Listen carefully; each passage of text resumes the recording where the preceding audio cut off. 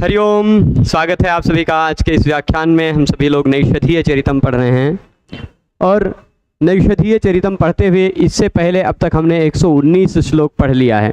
कुल 26 श्लोक और पढ़ने बाकी हैं, जिनमें से 4 श्लोक आज इस व्याख्यान में पढ़ेंगे। तो सीधे शुरू करते हैं। स्थिति क्या हुई थी कि राजा नल ने इससे पहले एक हंस को देखा है 2 श्लोकों में। वह हंस कैसा है? सोने का है। कैसा है? हिरण्मयम हंसमबोधिनैषधः। हिरण्मय हंस, सोने का हंस है, उसको राजा नल ने देखा है। अच्छा, देखा है, काहे देखा, क्यों उन्होंने उस हंस को देखा?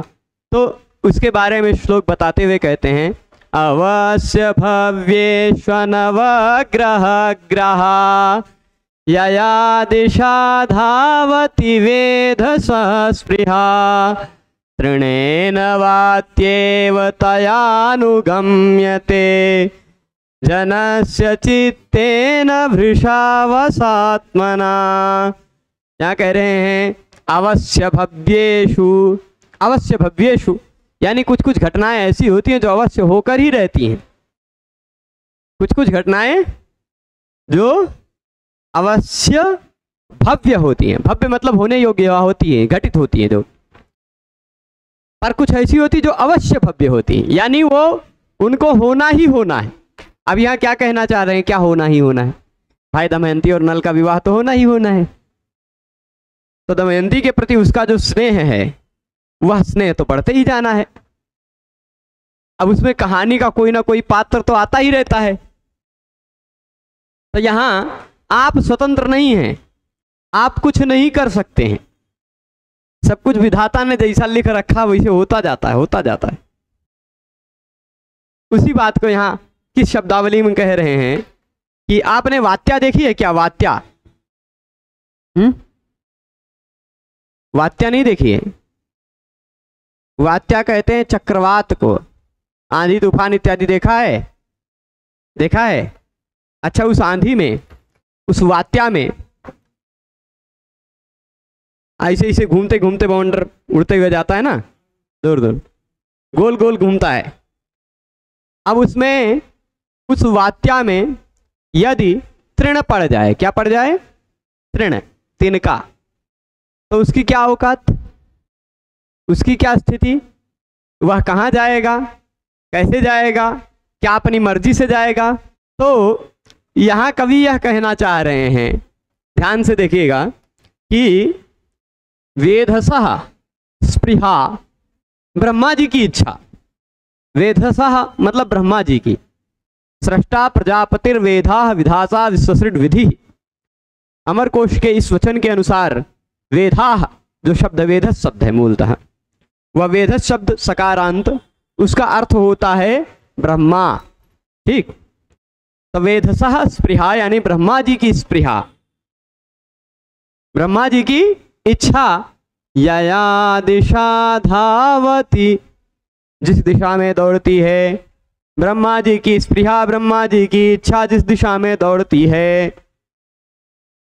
ठीक, यानी ब्रह्मा जी चाहते हैं कि इधर से घटना हो, ऐसी घटना हो, ऐसी घटना हो। ब्रह्मा जी की इच्छा भाई। तो सामान्य लोगों की तो स्पृहा तो है नहीं, वह है ना। तो वह है, होता क्या है? वेधसः स्पृहा, वह ब्रह्मा जी की स्पृहा, ब्रह्मा जी की इच्छा यया दिशा धावती, जिस दिशा में दौड़ती है, ब्रह्मा जी की इच्छा जिस दिशा में चलती है, वह तो अवश्य भव्य होता है ना। वो तो अवश्य ही होना रहता है, होता है कि नहीं? तो वेधसः यानी ब्रह्मा जी की स्पृहा, इच्छा, यया दिशा धावती, जिस दिशा में दौड़ती है, जिस दिशा में चलती है, वह अवश्य भव्य घटनाएं होती हैं, अवश्य होने वाली घटनाएं होती हैं। तो ऐसी अवश्य भव्येषु, ऐसी अवश्य भव्य घटनाओं में अनवग्रह ग्रहाः, जो अवश्य होना है, शुभ अशुभ। कुछ शुभ घटनाएं होती हैं जो अवश्य होनी ही रहती हैं, कुछ अशुभ घटनाएं होती हैं जो अवश्य होनी ही रहती हैं, है ना। तो ये सब अशुभ अवश्य भव्य हैं। तो ऐसी अवश्य भव्य घटनाओं में अनवग्रह ग्रहाः, कह रहे हैं कि अनवग्रह मतलब अबाध्यमान, अबाधित, अवश्य घटित होने वाली घटनाओं में अबाधित रूप से अभिनिवेश होता है। अबाधित रूप से मतलब आपकी इच्छा, आपकी इच्छा, आप ग्रहण उसी विषय का करेंगे, आप चाहेंगे उसी को, लेंगे उसी को जिस दिशा में ब्रह्मा जी की इच्छा है। ठीक, तो आपका जो अबाध्यमान, अनवग्रह मतलब जिसमें कोई अवग्रह नहीं, जिसमें कोई बाध नहीं है ना, तो ऐसे अनवग्रह यानी अबाध्यमान यानी निरर्गल, निरर्गल मतलब एकदम जिसको रोका न जा सके। ठीक, तो अनवग्रह ग्रहा, ब्रह्मा जी की स्पृहा कैसी होती है? वेधसः स्पृहा, उसी की विशेषता है अवश्य भव्य स्वनवग्रह ग्रह। तात्पर्य क्या है? जिसके ग्रह को काहे खस करे हो प्रभु, हाँ, जिसका ग्रहण, जिसको रोक पाना, जिसका अवग्रह कर पाना, जिसका बाध कर पाना संभव ना हो। ठीक है, तो कह रहे हैं कि ब्रह्मा जी की स्पृहा, इच्छा जिस दिशा में दौड़ती है, जिस दिशा में चलती है, वह घटनाएं अवश्य भव्य होती हैं। और वह स्पृहा ब्रह्मा जी की कैसी है? अवश्य भव्य घटनाओं में अबाध्यमान उसका ग्रहण हो सकता है, उसका प्रसर, उसकी गति, उसको आप रोक नहीं सकते हैं। ठीक, ग्रह का तात्पर्य यहां प्रसर कहा है। प्रसर मतलब अभिनिवेश, ऐसा भी कह सकते हैं, या ऐसा कह दीजिए कि जो अवश्य भव्य यानी अवश्य जो शुभ या अशुभ, वह अवश्य भव्य है, उसमें आप उसको अवग्रह यानी बाधित करने का, उसको रोकने का, उसको बाधित करने का, उसको प्रवास क्या कहते हैं, प्रयास आप नहीं कर सकते, है ना। तो अनवग्रह ग्रहा, जिसका ग्रह, जिसको ग्रहण कर सकना अनवग्रह है, अबाधित है, जिसको ग्रहण कर सकना अबाधित है, यानी ब्रह्मा जी की जो इच्छा है वह उनकी अबाधित रूप से चलती रहती है ना। तो ऐसी इच्छा जिस दिशा में चलती है ब्रह्मा जी की इच्छा, अवश्य भाविनी अर्थों में शुभ हो चाहे अशुभ हो, शुभ घटनाएं हो चाहे अशुभ घटनाएं हो, जो अवश्य होनी होती हैं वह अवश्य होती हैं, उस पर आप कोई बात नहीं कर सकते, उस पर आप कोई अवग्रह नहीं कर सकते, कोई रोक नहीं कर सकते। तो अनवग्रह यानी अबाध्यमानः प्रसरः, ग्रह का तात्पर्य प्रसर, जिसका अबाधित प्रसर यानी गति होती है, ऐसी अनवग्रह ग्रहा, अनवग्रह ग्रह का तात्पर्य क्या दे रहे हैं? अबाधित गति वाली ब्रह्मा जी की स्पृहा, ब्रह्मा जी की इच्छा अबाधित गति वाली होती है, उसको कोई बाधित नहीं कर सकता, ये तात्पर्य लेना है। तो अब जिस दिशा में ब्रह्मा जी की इच्छा चलती है ना, उसी दिशा में जनस्य चित्तेन, किसी व्यक्ति का चित्त भी उसी दिशा में चलता है। ब्रह्मा जी ने सोच लिया कि इस दिशा में इसको चलाना है, ब्रह्मा जी की इच्छा वैसी हो गई तो व्यक्ति का चित्त भी उसी दिशा में चलेगा। जनस्य चित्तेन, जन यानी व्यक्ति के, चित्तेन यानी चित्त के द्वारा, मन के द्वारा, जो कैसा हो जाता, भृषा, भृष यानी अत्यधिक मात्रा में अवश हो जाता, अवश आत्मना, यानी वह अपने वश में नहीं रहता, वह अपने कंट्रोल में थोड़े ना चलता है। जो अवश्य घटने वाली घटनाएं हैं, ऐसा कवि कहना चाह रहे हैं कि अवश्य घटने वाली घटनाओं में ब्रह्मा जी की जो स्पृहा है, उस स्पृहा का ग्रह यानी गति, ग्रह का प्रसर भी कहते हैं, प्रसर मतलब वही गति ही कह लीजिए, अनवग्रह है, अबाधित गति है। तो ब्रह्मा जी के स्पृहा की गति अबाधित है, वह जिस दिशा में चलती है, जनस्य चित्तेन, तो व्यक्ति का चित्त भी भृश बलात्पूर्वक अवश्य हो जाता है, अवश्य हो जाता है यानी अपने वश में नहीं रहता, है ना। तो अवशात्मा हो जाता यानी आत्मा, यानी अपने आप में व्यक्ति का चित्त नहीं रहता। नल अपने आप में थोड़े ना है, अपने आप में है क्या?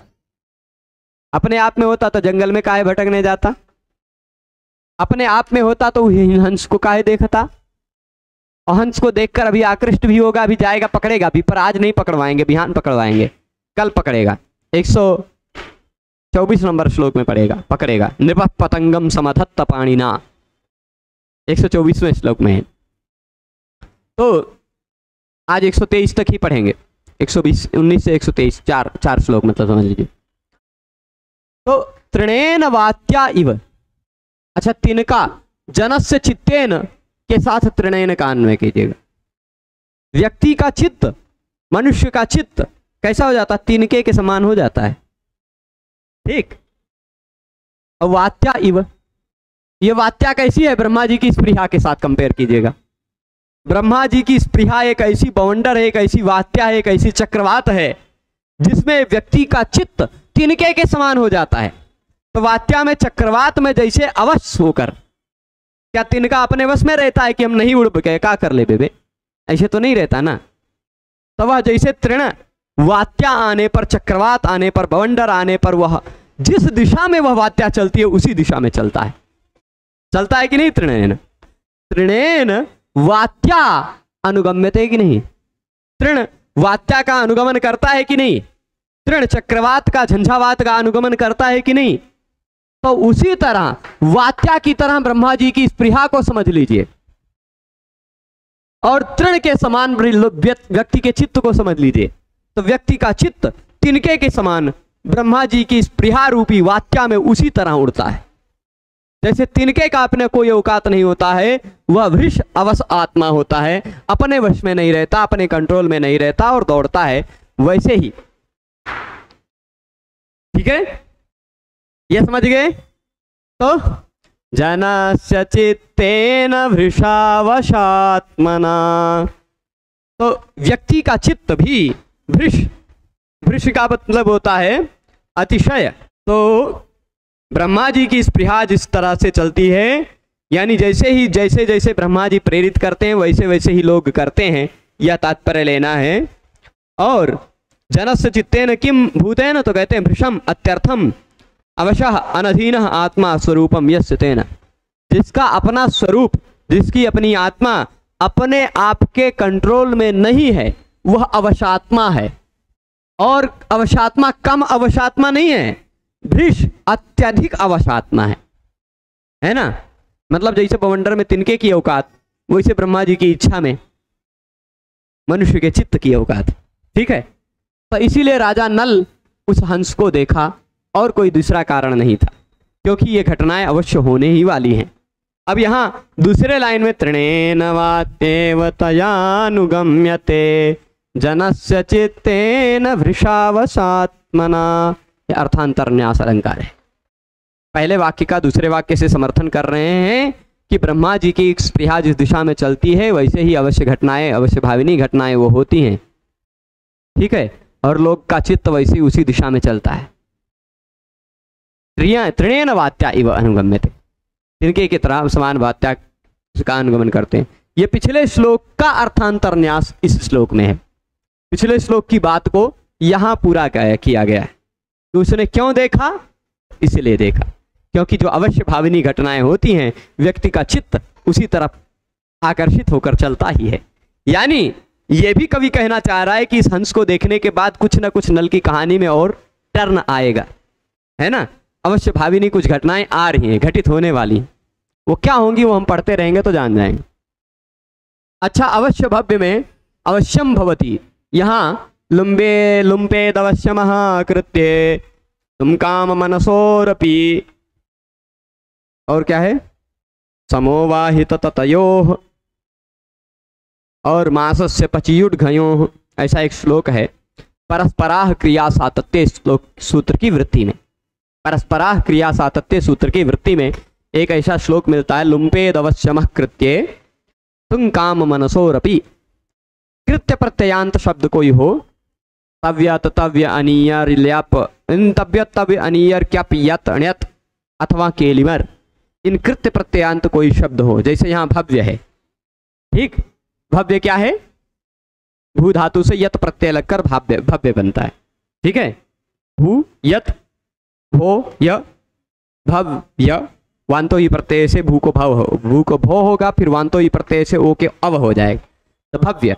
ठीक है, यह जो भव्य है यह यत प्रत्यय लगकर बना, जो कि कृत्य प्रत्यय है। कृत्य प्रत्ययांत शब्द अगर तुरंत पर में हो तो अवश्यम शब्द के मां का लोप हो जाता है, इसलिए अवश्य भव्य बन गया, अवश्यम भव्य नहीं बना। अगर भावी होता तो अवश्यम भावी, क्योंकि भावी कृत्य प्रत्ययांत शब्द नहीं है ना, भावी कृत्य प्रत्ययांत शब्द नहीं है। तव्य तव्य अनियर, अवश्य भवितव्य, अवश्य भाव्य, अवश्य भव्य, अवश्य भवनीय, ये सारे ठीक है कृत्य प्रत्यय वाले रहेंगे तो अवश्य बन जाएगा, और कोई प्रत्यय वाला शब्द रहेगा तो अवश्यम रह जाएगा। लुम्पेद अवश्यम कृत्य, ये तात्पर्य है। अवश्यम के मां को लोप हो गया। तात्पर्य हिंदी देखिएगा, अवश्य होनहार बातों में जिस ओर विधाता की बेरोक टोक हठ वाली इच्छा जाती है ना, उसी और लोगों का अत्यंत विवश हुआ मन भी उसके पीछे पीछे इस तरह जाता है जैसे अत्यंत विवश हुआ तिनका आंधी तूफान के पीछे पीछे जाया करता है। ठीक है, तात्पर्य वही है। यह कितनी विचित्र बात है कि राजा नल धीरोदात्त नायक होने के पर भी उसका मन हंस के प्रति चंचल हो उठा और वह उसे पकड़ने की सोचने लगा, तो नल भी क्या करता, यह तो सब विधाता की ही इच्छा है, क्योंकि नल हंस को पकड़ने और उसके माध्यम बना करके दमयंती के साथ विवाह की योजना बनावे। यहाँ विधाता की इच्छा, ये विधाता की इच्छा है। इस इच्छा के पीछे जन मन के जाने की तुलना वात्या के पीछे पीछे जाने वाले तृण से करने के कारण उपमा तो है ही साफ साफ। वात्या जैसे वात्या में तिनका उड़ जाता है, वैसे व्यक्ति का चित्त उड़ता है अनकंट्रोल रूप से। ठीक है, और अनवग्रह ग्रह में 6 का अनुप्रास है। अब इसके बाद अथावलंब्य क्षणमेकपादिकां तदा निदद्रावुपपल्वलंखगः सतिर्यगावर्जितकन्धरः शिरः विधाय पक्षेण रतिक्लमालसः। करें अवश्य अथावलंब्य, अथ मतलब अब, अवलंब्य अवलंबन ले लिया, आश्रय ले लिया। किसका अवलंबन ले लिया, किसका आश्रय ले लिया? क्षणम, क्षण भर के लिए। एक पादिकाम, एक पादिकाम यानी एक पैर की स्थिति का अवलंबन कर लिया।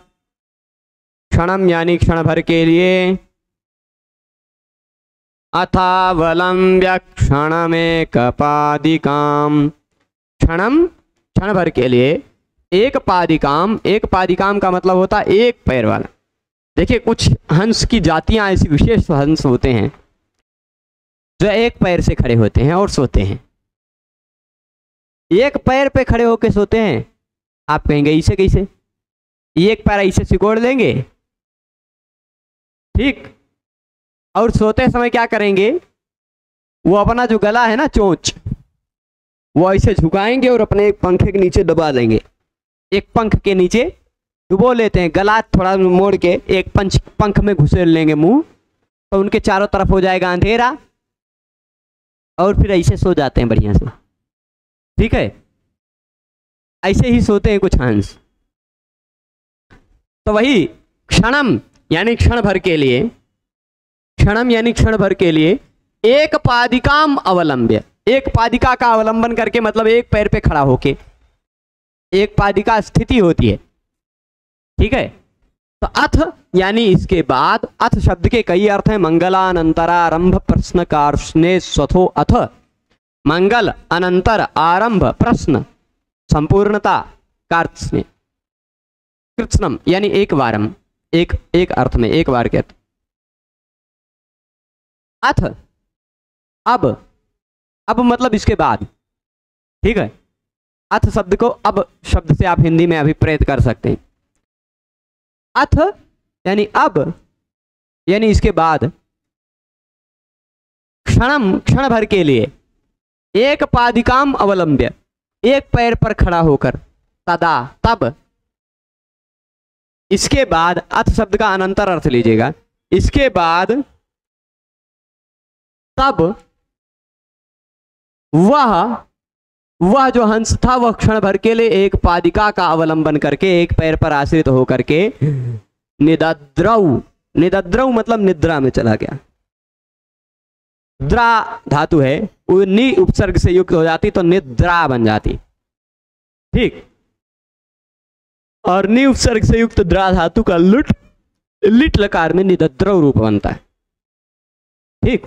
निदद्रौ, निदद्रतु, निदद्रु ऐसा रूप बनता है। आत औ नलः, इस सूत्र से अणल के स्थान पर औ हो जाता है, निदद्रौ। निदद्रौ मतलब निद्रा को ग्रहण कर लिया। कहां? उपपल्वलम। निदद्रौ मतलब निद्रा लेने लगा, एक पैर का आश्रय लेकर एक पैर पे खड़ा होकर तपस्वी की तरह सो गया, ठीक है। अब तपस्वी ना बनाए उसको। एक पादिकाम अवलंब्य तदा खगः निदद्रौ। कहां निदद्रौ? कौन सो गया? तो कह रहे हैं खगः, वह खग, खम गच्छतीति खगः, खम आकाशम गच्छतीति खगः। खग कौन होता है? जो आकाश में जा सके, वह खग कहलाता है। तो तदा खगः, तब वह पक्षी, उपपल्वलम, उपपल्वलम में अव्ययी भाव समास है। पल्वलस्य समीपम उपपल्वलम, समीप अर्थ में उप अव्यय का समास हो गया है पल्वल शब्द के साथ। तो उपपल्वलम यानी पल्वलस्य समीपम, खगः निदद्रौ, खग यानी वह पक्षी, निदद्रौ यानी सो गया, ठीक है।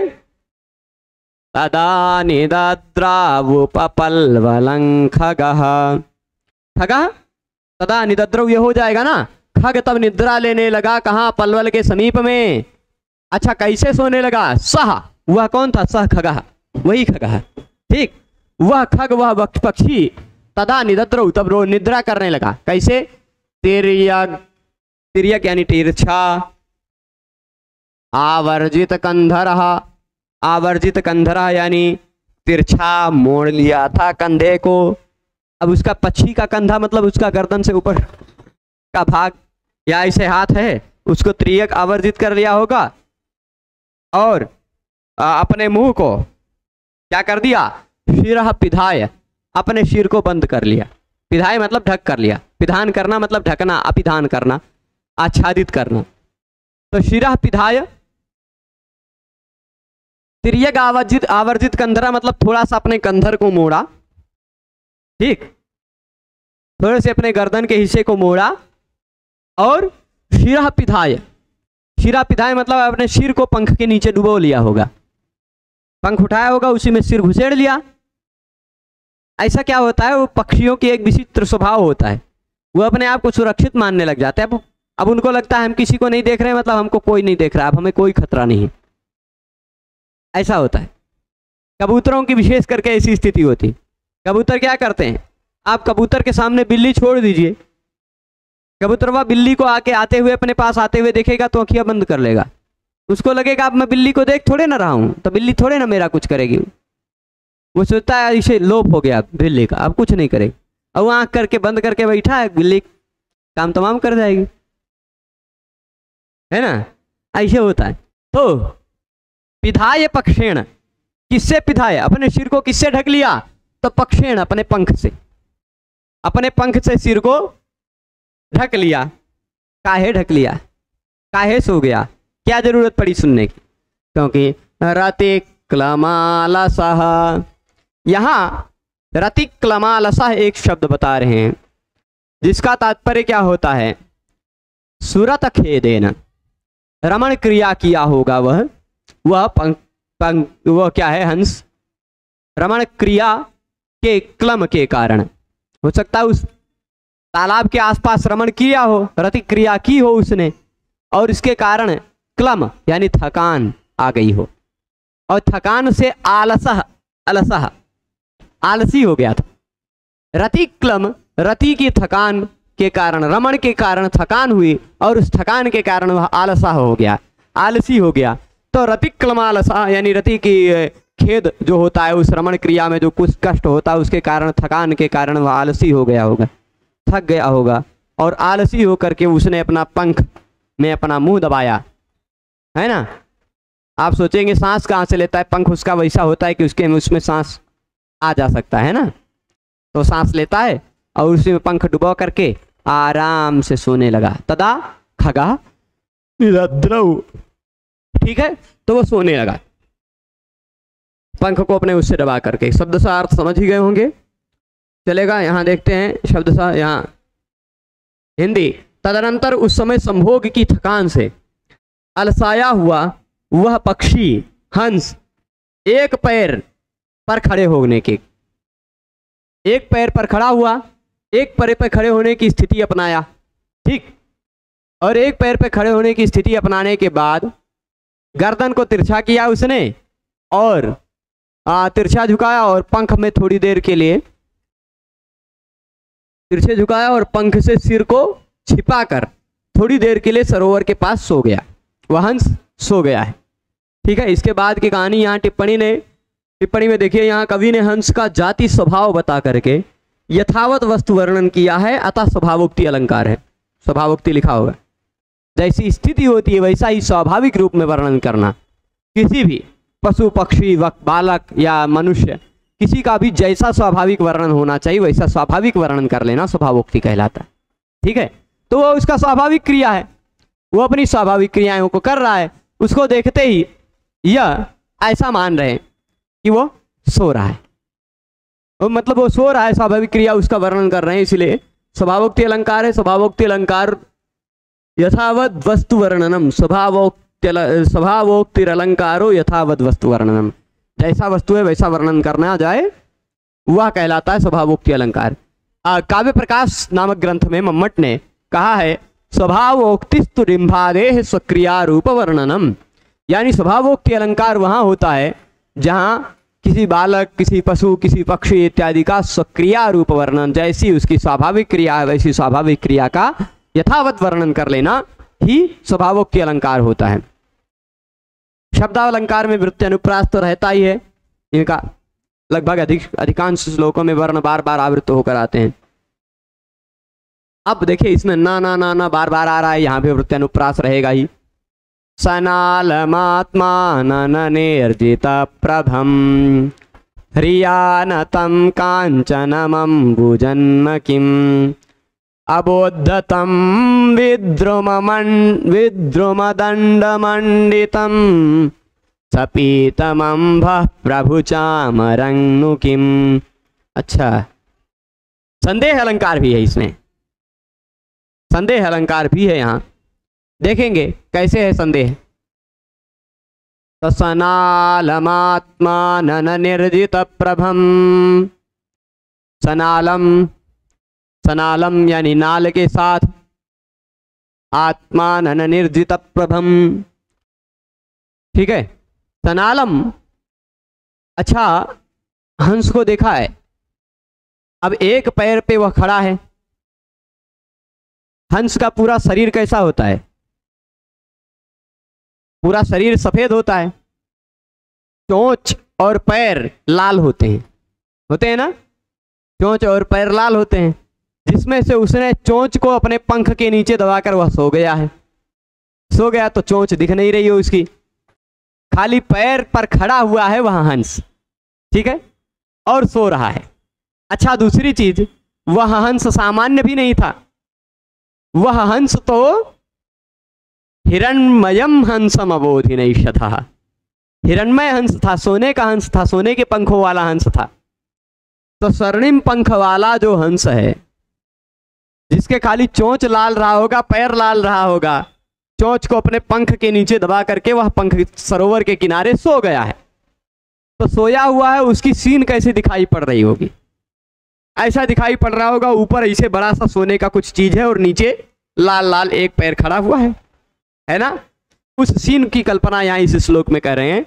सनालमात्माननिर्जित प्रभम ह्रियानतं कांचनमंबुजन्म किम, कह रहे कांचनम, कांचनम यानी सोने का बना हुआ, अंबुजन्म यानी कमल, उस तालाब के किनारे है।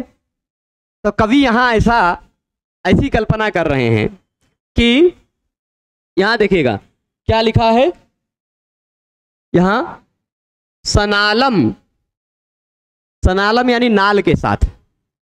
कमल देखा है आपने? कमल में नाल भी होता है उसकी, कमल वैसे ऊपर है, हवा में तो लटकेगा नहीं, जिसके सहारे पर होता उसको नाल कहते हैं कमल का। ठीक है, तो सनालम यानी नाल के साथ क्या है, कांचनम अंबुजन्म, कांचनम यानी सोने से बना हुआ, अंबुजन्म यानी अंबु यानी जल है, जन्म स्थल जिसका, उसको अंबुजन्म कहा जाता है। अंबुज, अंबुज, अंबुजन्म, नीरज, नीरजन्म, सब वही तात्पर्य है, पर्यायवाची शब्द हैं। ठीक है, तो अंबुजन्म यानी कमल, कैसा कमल है, कांचनम अंबुजन्म। यहां संदेह अलंकार है, कोई एक ही वस्तु हो, उस एक ही वस्तु में अनेक प्रकार की संभावना की जाए, वहां संदेह होता है। जैसे मान लीजिए पड़ा है, ये तो मैं संदेह का बात बता रहा हूं, संदेह अलंकार की बात नहीं बता रहा हूं। संदेह आप समझ जाएं तो संदेह अलंकार अपने आप समझ जाएंगे। जैसे पड़ा हुआ है एक क्या, सीप पड़ा हुआ है, उस सीप पर सूर्य का प्रकाश चमक रहा है, ऐसा उसको देखते ही आपको लग रहा है कि ये चांदी है, तो क्या हुआ, अगर आपको लग रहा है कि यह चांदी है तो आपको संदेह नहीं हुआ, आपको भ्रम हुआ, तब उसको कहा जाता है भ्रम। ठीक, पर अगर आपको ये चांदी है कि सिक्का है कि सीप है कि क्या है, पानी है, ऐसा कुछ कुछ अलग अलग प्रकार की अनुभूति हो रही है, एक ही चीज में अनेक प्रकार का ज्ञान हो रहा है, तो वह कहलाता है संदेह। पड़ी हुई है रस्सी, रस्सी पड़ी हुई है, उस पड़ी हुई रस्सी में अगर आपको पता चल गया कि ये सांप है तो वह भ्रम है। पर संदेह कब कहते हैं, संदेह तब होता है जब आपको पता न चले कि यह रस्सी है कि सांप है। निश्चय हो गया तो वह या तो भ्रम रहेगा या तो प्रमा रहेगी, या तो यथार्थ रह जाएगा। अगर मतलब आपको पता चल गया कि ये तो सांप है, पड़ी है रस्सी, आपको पता चल गया ये तो सांप है, तो वह सांप भ्रम है। परंतु पता चल गया कि रस्सी है तो वह प्रमा है, यथार्थ ज्ञान है। परंतु अगर आप द्वैध में पड़े रह गए कि सब रस्सी है कि सांप है, रस्सी है कि सांप है, ऐसे में पड़े हैं, तब तक आपको है संदेह। पर यह स्वाभाविक संदेह है, कवि की कविता में ऐसे संदेह की अस्तित्व नहीं होता है। कवि की कविता में प्रतिभा के द्वारा उत्थापित संदेह देखा जाता है। कवि अपनी प्रतिभा से कहीं संदेह ले आता है, तो वैसी प्रतिभा का प्रयोग करते हुए श्रीहर्ष यहां संदेह लेकर आ रहे हैं कि उस हंस को देखते ही नल ऐसा सोच रहे हैं, किम, क्या यह सोने का कमल है। कैसा है, सोने का कमल है क्या, जो आत्मानन निर्जित प्रभम, आत्मानन निर्जित प्रभम, सनालमात्मानन निर्जित प्रभम। अच्छा, नल का आनन, ठीक है, नल का जो मुख है, नल का जो आनन है, वह सोने के कमल से भी कहीं ज्यादा सुंदर है, क्योंकि उसको, उस राजा को बहुत सुंदर के रूप में वर्णन किया है। तो कवि यहां क्या कह रहे हैं कि उसके पैरों को कमल से कंपेयर किया गया था, है ना। तदास्य दास्येपि गतोधिकारिताम न शारदा पार्विक सर्वरीश्वर, जहां कहा था, उससे पहले क्या था, कुतच्छय लवोपि पल्लवे, कहा था, शुरुआत में श्लोक था ना, कि उसके पैरों के अंश के बराबर भी नहीं है कमल। कमल की शोभा उसके पैरों की शोभा के आगे कहीं नहीं टिकती, और उसके मुख के शोभा के आगे चंद्र की शोभा भी नहीं टिकती, ऐसा वर्णन किया ही है कवि ने। तो अब नल आत्मानन यानी अपने आनंद से, अपने मुख से जिसकी प्रभा को जीत रखे हैं, जिसकी प्रभा को, जिसकी शोभा को उन्होंने जीत लिया है, ऐसा कमल है क्या सोने का, कांचनम अंबुजन्म। क्यों, क्योंकि कमल तो उसके पैरों की दास्ता स्वीकार करते थे, उसके पैरों में समा जाते थे, है ना। तो इसलिए मुंह से कहां से तो शोभा उसकी कंपेयर हो पाएगी, है ना। तो इसीलिए क्या कह रहे हैं कि वह जो सनाल है, अपने नाल के साथ है, नाल के साथ होने के बावजूद भी आत्मानन, नल के आनन, अपने आनन यानी नल के आनन से निर्जित, जीत ली गई है प्रभा जिसकी, ऐसा अब नल के आनन से जीत ली गई है जिसकी प्रभा, तो नल के मुंह को देख करके वो लज्जा से झुक जाएगा कि नहीं? कोई अपने आप को खूब सुंदर मानता हो और उसके सामने कोई बहुत ज्यादा सुंदर खड़ा हो जाए तो झुक जाएगा कि नहीं? सही, सोने का कमल भले हो, है तो हंस, सोने कमल नहीं है तो हंस, पर वो सोने का कमल मानिए यदि, तो सोने का कमल नल के मुख को देख करके लज्जा से झुकेगा कि नहीं? तो इसीलिए कह रहे हैं ह्रिया, ह्री तात्पर्य लज्जा का, ह्रिया नतम मतलब लज्जे से झुका हुआ, नत मतलब नतमस्तक हो गया, झुक गया, लज्जा से झुका हुआ सोने का कमल है क्या? नहीं है। आप जानते हैं, पहले वर्णन पढ़ चुके हैं कि वह है हंस, पर कवि यहां अपनी प्रतिभा से संदेह प्रकट कर रहे हैं कि राजा नल ने ऐसा संदेह किया, राजा नल ने ऐसा संदेह किया कि अपने नाल के साथ निकला हुआ सोने का यह कमल है क्या, जिसकी शोभा को मेरे मुंह ने जीत लिया है, जिसके कारण वह लज्जा से नतमस्तक हो गया है, ऐसा सोने का कमल है क्या? अथवा दूसरी लाइन में तम अबुद्ध, ऐसा उसको जाना, अथवा क्या जाना? विद्रुम दंड मंडितम, विद्रुम दंड, विद्रुम कहते हैं मूंगे को, ठीक, मूंगा जो रत्न होता है उसको विद्रुम कहते हैं। किस कलर का होता है? लाल कलर का। अच्छा, चामर देखा है किसी ने? चामर, चामर किसी ने देखा है? चंवर कहते हैं उसको हिंदी भाषा में। ऐसे मुठिया लगी रहती है और उसमें ऊपर बाल होते हैं, चमरी गाय का, एक प्रकार की जंगली प्रजाति की एक गाय होती है, उसके बाल से बनाया जाता है, चमड़ी से, इसीलिए उसको चंवर कहा जाता है ना? उसको राजा महाराजाओं के पास ऐसे ऐसे डुलाते हैं, उसमें बाल होता है, बाल का गुच्छ होता है ना? तो अब राजाओं का अलग अलग प्रकार का चंवर होता है, सबका अलग अलग फैशन है। कोई चांदी के डंडे से युक्त चंवर का प्रयोग करते हैं, है ना? उसका मुठिया जो होता है ना, अब चंवर में ऊपरा जो बलवा है वो तो सोने चांदी का नहीं बनाएंगे, क्योंकि हवा नहीं देगा, उस तरह का मजा नहीं देगा, भारी हो जाएगा, अथवा दर्द करने लग जाएगा, है ना? तो वो जो उसका बाल वाल है वो चंवर में, वो सोने चांदी का नहीं बनाएंगे। जो कुछ भी एक्सपेरिमेंट करना है, महंगा करना है, वो उसके मुठिए के साथ कर सकते हैं कि नहीं? तो अपने मंदिर में भी है, भगवान के लिए चांदी के दंड से युक्त है शायद, है ना? कोई सोने के दंड से युक्त बनवाएगा, कोई तांबे के दंड से बनाएगा, कोई स्टीलिये से बना लेगा, कोई लोहे से बना लेगा, अपने अपने औकात के अनुसार से। पर यह तो विद्रुम दंड मंडित है। आप सोने का कमल तो है, हंस की सीन को देखिए, उसका डंडा है, यानी निचवा एक पैरवा लटका हुआ है कि नहीं, एक पैर पे खड़ा है, सो रहा है, तो उसका जो वो नीचे डंडा है, इसे पैर एक ही, वह लाल कलर का है कि नहीं? तो वह क्या है? वो जो लाल कलर का डंडा, हंस का जो एक पैर है, वह मूंगे का है, ठीक, मूंगे के दंड से मंडित है, मूंगे के दंड से मंडित है, सह, है ना? सह अबुद्ध, उस राजा नल ने जाना, राजा नल ने माना, क्या माना, क्या जाना?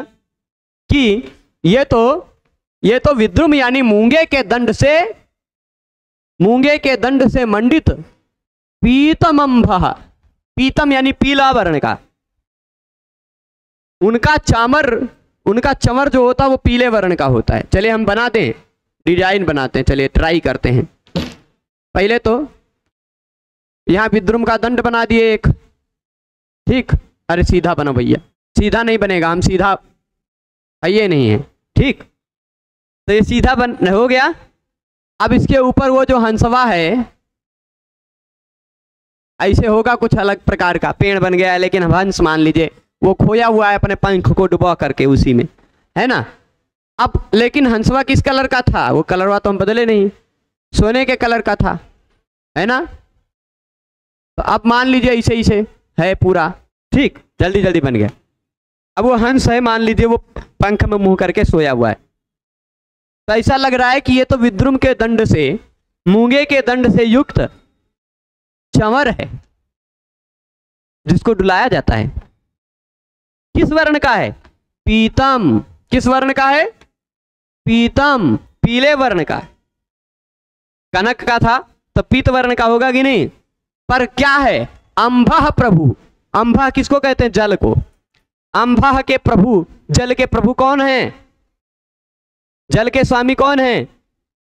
वरुण देवता, है ना, जिनके नमो अरुण छिपा हुआ है। वह का लोप कर दीजिए तो अरुण आ जाएगा, है ना।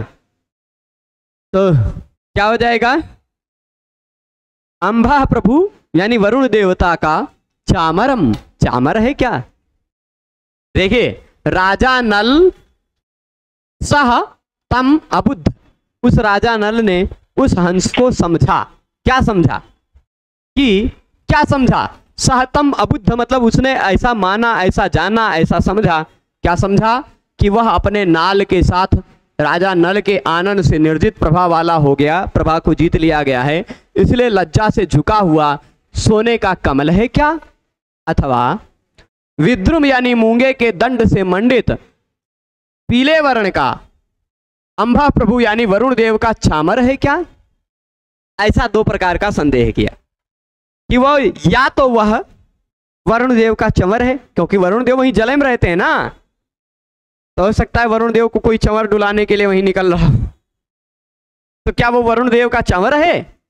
अथवा क्या वो सोने का कमल है? अब पानी के आसपास यही दो की संभावना की जा सकती है, या तो वरुण देव का चंवर है या तो सोने का कमल है, जो नाल के साथ है। सोने का कमल है तो नाल के साथ है, और अगर वरुण देव का चंवर है तो विद्रुम दंड मंडित है। ठीक ऐसा राजा नल ने तम अबुद्ध उसको समझा। यहां एक ही वस्तु में अनेक प्रकार का ज्ञान होने के कारण यहां संदेह अलंकार है। संदेह अलंकार है, बता दीजिए। तो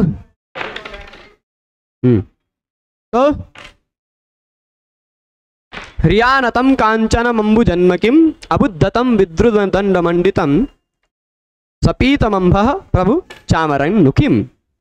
ये हो गया। इसके बाद आगे देखते हैं, अंतिम श्लोक देख लिया जाए। ये भी बाकी है? नहीं, 3 हो गया ना। 1 मिनट। राजा नल ने देखिए ऐसा समझा कि मेरे मुख द्वारा सौंदर्य में हार खाया हुआ है, इसीलिए लज्जा से झुका हुआ नाल दंड सहित यह सोने का कमल है क्या? ठीक समझ रहे हैं? मेरे मुख के सौंदर्य द्वारा हार खाया हुआ, लज्जा से झुका हुआ नाल दंड सहित यह सोने का कमल है क्या? तथा मूंगे के दंड से मंडित पीले रंग का जलाधिपति मतलब वरुण देवता का चंवर है क्या? इस तरह नल ने उस हंस को समझा। एक ही वस्तु में 2 प्रकार का समझ उनको प्राप्त हुई, एक ही वस्तु में 2 प्रकार का ज्ञान उनको प्राप्त हुआ। इस कारण से ये क्या हो गया? यह संदेह अलंकार हो गया। ठीक है। टिप्पणी, यहां अपनी एक लाल टांग पर खड़ा हुआ और सिर को पंखों के भीतर छिपाए सुवर्ण हंस, सुवर्ण में हंस, नाल सहित सुवर्ण कमल और मूंगे की मूंठ वाला वरुण देवता का पीला चंवर जैसा लग रहा था। मल्लिनाथ ने यहाँ उत्प्रेक्षा मानी है, पर किम शब्द उत्प्रेक्षा वाचकों में गिना हुआ है, अतः किंतु हमारे विचार से कवि अप्रस्तुत 2 कोटियों की यहाँ खड़ी की है, वे संदेह के लिए भी पूरी बना रहे हैं। अतः नाल सहित स्वर्ण कमल तो नहीं क्या? अथवा वरुण देव का विद्रुम से ही मूठ वाला चंवर क्या? ऐसा मतलब संदेह। इस तरह से यहाँ उत्प्रेक्षा और संदेह का संकर ही मानेंगे। संदेह अलंकार तो साफ साफ है, शब्द अलंकार में बार बार ना ना ना आ रहा है, इस कारण से वर्तनुप्रास है ही। अब इसके बाद अंतिम श्लोक देख लेते हैं, फिर बचे हुए 22 श्लोकों को आने वाले 6 दिनों में देख लिया जाएगा। ठीक है। कृतावरोहस्य हयादुपानहौ ततः पदेरे जतुरस्य विभ्रति तयोः प्रवालैर्वनयोस्तथाम्बुजैः नियोद्धुकामे किमु बद्धवर्मणि। अब कृताव, इसके बाद 124 नंबर वाले श्लोक में पकड़ लेंगे उसको, हंसवा को। अभी पकड़ाएंगे नहीं तो रात भर पकड़ के रखेंगे, कल ही पकड़ाएं, है ना। तो इसे पकड़ के तो रखेंगे 2-3 दिन, क्योंकि वो हथवे में 2-3 दिन घर आएगा 4-5 श्लोक में। तो कृतावरोहस्य, राजा नल कैसे हैं, कैसे हैं आप जानते हैं, अवरोहण करके ही आए हैं। कृत कर लिया है, अवरोह यानी उतर कर आए हैं, आरोहण अवरोहण, पहले रथ पर आरोहण किए थे घोड़े पर, फिर अब अवरोहण करके आए हैं। तो कृतावरोह हो गए कि नहीं, कृत अवरोह कर लिया है अवरोह जिनने, वो है कृतारोह। कहां से अवरोह कर लिया है, हयात, हयात मतलब घोड़े से। तो हयात कृतावरोहस्य, घोड़े से जिन्होंने अवरोह कर लिया है, घोड़ों से जो उतर गए हैं, ठीक है। ऐसे उस राजा नल के पदे, पदे मतलब 2 चरण कमल, पदम पदे पदानी, है ना। तो पदे मतलब दोनों पैर, 2 पैर हैं, है ना। तो कृतावरोहस्य, अस्य, अस्य मतलब नरस्य, जिसने अवरोहण कर लिया है, कहां से, घोड़े से अवरोहण उतरना कर लिया है, घोड़े से उतर आया है जो यह नल, उस राजा नल के, इस राजा नल के पदे पैर में, ततः मतलब उसके बाद इसके पैर, इसके दोनों पैर, बिभ्रत किम उपानहौ बिभ्रति, उपानहौ बिभ्रति मतलब जूते धारण कर रखे थे, इसके दोनों पैरों में क्या थे, उपानह थे यानी जूते थे, ठीक। तो उपानहौ बिभ्रति पदे, बिभ्रति शब्द विभ्रत, बिभ्रति बिभ्रंति ऐसे रूप बनता है ना, क्या है, हाँ बिभ्रत बिभ्रति बिभ्रंति, है ना। तो बिभ्रति ये द्विवचन है, पदे का विशेषण है। तो अस्य पदे, समझिएगा फिर से बता रहा हूं, अस्य हयात कृतावरोहस्य, यानी यह जो राजा नल है, जो है से उतर आया है, इसके पदे, इसके दोनों पैर, ततः यानी उसके बाद, उसके बाद इसके दोनों पैर, उपानहौ बिभ्रति, उपानहु बिभ्रति यानी उपानह धारण करते हुए। अब दोनों पैर तो पैदल थोड़े ना चलेगा, नंगे, राजा है तो जूता धारण करते हुए, दोनों चरण रेजतुहु, रराज रेजतुहु, रेजुहु ऐसा रूप बनता है। रेजतु मतलब सुशोभित हुए, दीप्त हुए, प्रकाशित हो रहे थे, दोनों चरण उसके जूते धारण किए हुए प्रकाशित हो रहे थे, ठीक है। अब दोनों पैर काहे जूते धारण कर रखे हैं, काहे धारण कर रखे हैं बताइए। अब जूता पहन रखे हैं तो उसको पैर कमल से तो कंपेयर कर नहीं जा सकता, है ना। जूतवा पहन रखे हैं तो वो पैर की सुंदरता को वर्णन कर नहीं सकते अब कमल की तरह,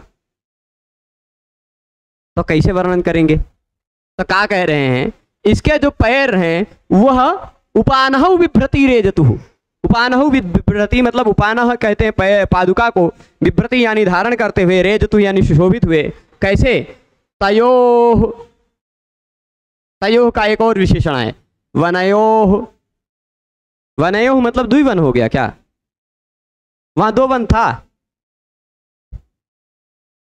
2 वन था क्या वहां।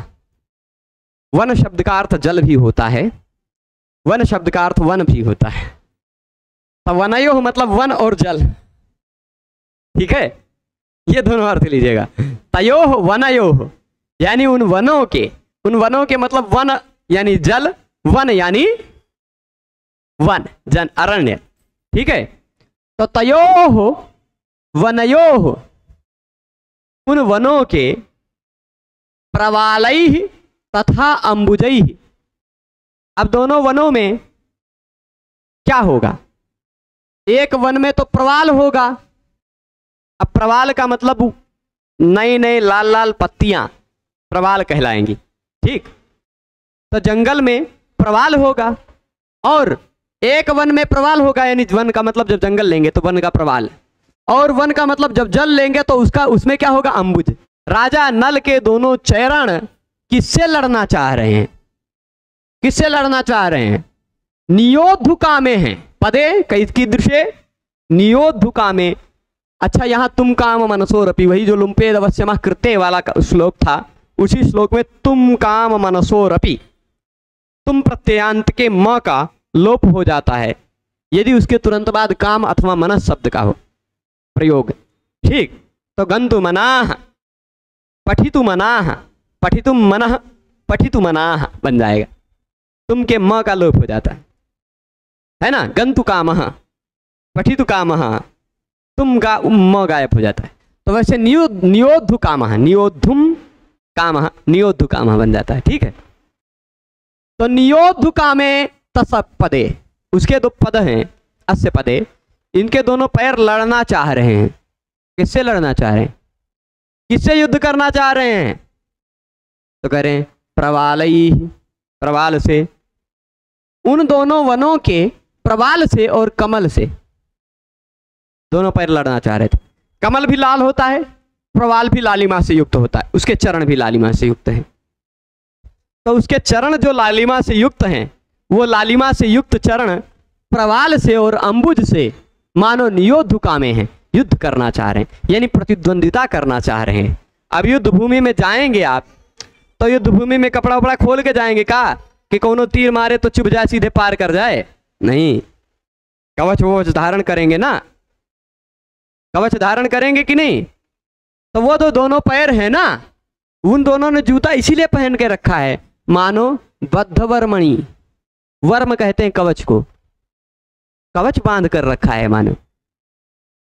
ठीक है, फिर से इस श्लोक का अर्थ बता देते, फिर उसके बाद रोकेंगे यहां पर कि जिसने घोड़े से अवरोहण कर लिया है, उतर आया है, जो घोड़े से उतर आया है, ऐसे इस राजा नल के पैर पादुका को, जूते को धारण करते हुए सुशोभित हुए। तथा यानी उसके बाद उस राजा नल के चरण पादुका को धारण करते हुए सुशोभित हुए। क्यों? क्या? मानो, किम शब्द का मानो अर्थ ले लीजिए, मानो वो कवच धारण करके रखे हैं, बद्धवर्मणि, अपने आप को कवच से बांध कर रखा है। काहे कवच से बांध कर रखा है? नियोद्धु कामे, युद्ध करने जा रहे हैं। वो किससे लड़ने जा रहे हैं? किससे प्रतिद्वंदिता करने जा रहे हैं? तो प्रवाल से, प्रवाल की सुंदरता से और अंबुज की सुंदरता से। वो प्रवाल और अंबुज कहाँ के हैं? वनयोह, तयोह वनयोह, उन वन के। अब वन का शब्द का अर्थ जल भी, वन शब्द का अर्थ वन भी। तो वन का प्रवाल होता नई नई पत्तियां, और वन का प्रवाल होता है कमल। वन यानी जल का प्रवाल, कमल जल का ये अंबुज होता है कमल। ठीक है, समझ गए? तो अब ये समझ ही गए हैं पूरा श्लोक का अर्थ। यहाँ देख लीजिएगा, राजा नल के जूते पहने हुए पैर अपनी मृदु लाल छटा में वन के प्रवालों और जल के कमलों से बढ़ चढ़ कर थे। ठीक, ऐसा कहना चाह रहे। तत्पश्चात घोड़े से उतरे हुए उस नल के दोनों पैर जूता पहने ऐसे लग रहे थे मानो वे दोनों वन मतलब कानन और जल के पल्लवों और कमलों, कानन के पल्लव हैं और वन के कमल हैं, जल के कमल हैं, इनके साथ मानो युद्ध ठानना चाहते हुए कवच बांधे हुए हैं। ठीक है, पूरा यही अर्थ समझे ही होंगे। राजा नल के जूते पहने हुए अपनी मृदु लाल छटा में वन के प्रवालों और जल के रक्त कमलों से बढ़ चढ़ के थे। इस पर कवि की कल्पना की है कि मानो वो उन दोनों से लड़ने हेतु कवच पहने हुए हों। युद्ध में वीर कवच पहनकर ही लड़ा करते हैं, जूते कवच बन गए। इस तरह यहाँ उत्प्रेक्षा है, वन शब्द में श्लेष है, कानन और जल का क्रमशः पल्लव तथा कमल से अन्वय होने के कारण यथासंख्य अलंकार है, शब्दालंकार में वृत्त्यनुप्रास है। ठीक है, इतनी बात हो गई। अब इसके बाद इस श्लोक में विधाय मूर्तिम कपटेन वामनीम स्वयं बलिध्वंसी वडम्बिनीमयम् उपेत पार्श्वश्चरणेन मौनिना नृपः पतंगम समधत्त पाणिना। राजा नल कपटेन, कपट पूर्वक, अब इतने बड़े हैं तो वो कपट पूर्वक, वामनीम, बौने हो गए, छोटे हो गए, इसे झुक के धीरे धीरे। ठीक, स्वयं बलि विध्वंसनी, बलि के ध्वंस को, बलि का विध्वंस करने के लिए, बलि के यज्ञ का विध्वंस करने के लिए भगवान विष्णु ने भी कपट से वामनी मूर्ति को धारण किया था, है ना। तो वैसे बलि का ध्वंस करने के लिए ये भी कपटेन वामनी मूर्ति विधाय। विस्तार से अर्थ कल पढ़ेंगे, खाली संक्षेप में बता दे रहे हैं।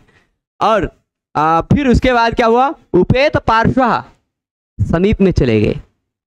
अब आप कहेंगे हंसों के पास जाएंगे तो हंसवा उड़ नहीं जाएगा, कहेंगे नहीं, गए तो पर चरणे न मौनी न, मौनी चरण से गए, मतलब चरण से बिल्कुल आवाज नहीं आई, इसे धीरे धीरे, इसे धीरे धीरे गए, उसके चरण मौन थे, मौनी चरण से वो गए। पादुका भी पहने हुए होंगे लेकिन उसकी भी आवाज नहीं आई। तो और उस नृप ने, उस राजा ने पतंगम, उस पतंग को, उस हंस को पाणिना समधत्त, अपने हाथ में पकड़ लिया। ठीक है, कैसे पकड़ेंगे और विस्तार से, इसमें भगवान विष्णु के वामन अवतार से क्या समानता है और क्या क्या श्लेष है, उसको और विस्तार से कल पढ़ेंगे। आज के पाठ को यहीं रोकते हैं। सभी लोग जुड़े रहे उसके लिए बहुत बहुत धन्यवाद। नमो नमः।